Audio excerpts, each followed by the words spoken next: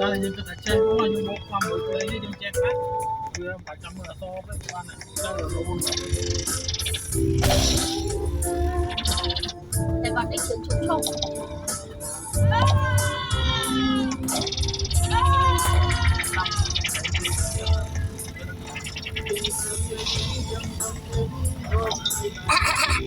nó là quên con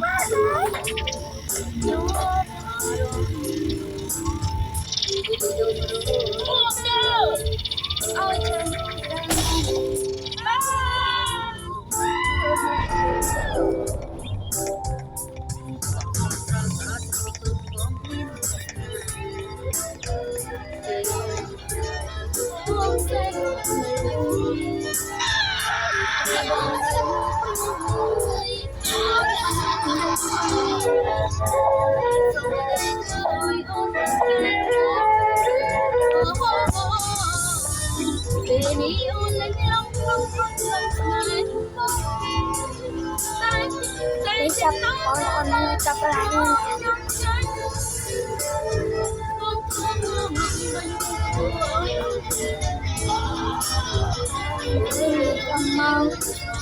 Con bao dục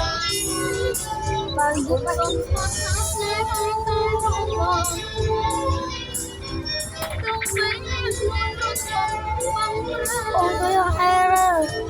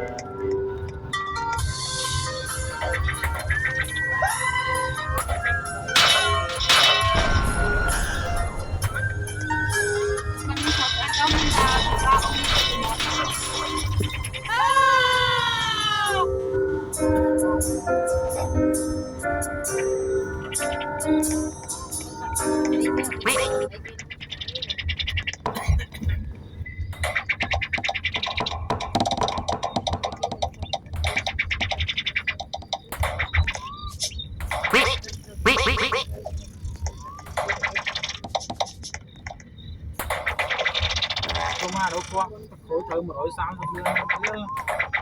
bài cho buộc ra nó ấy đâu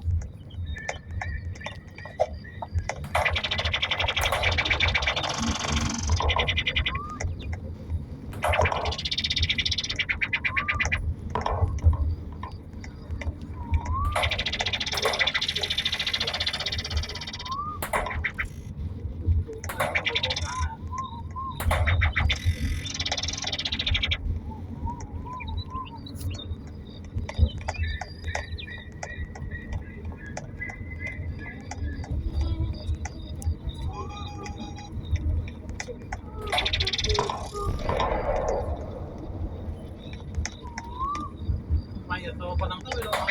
ai ở đây để lo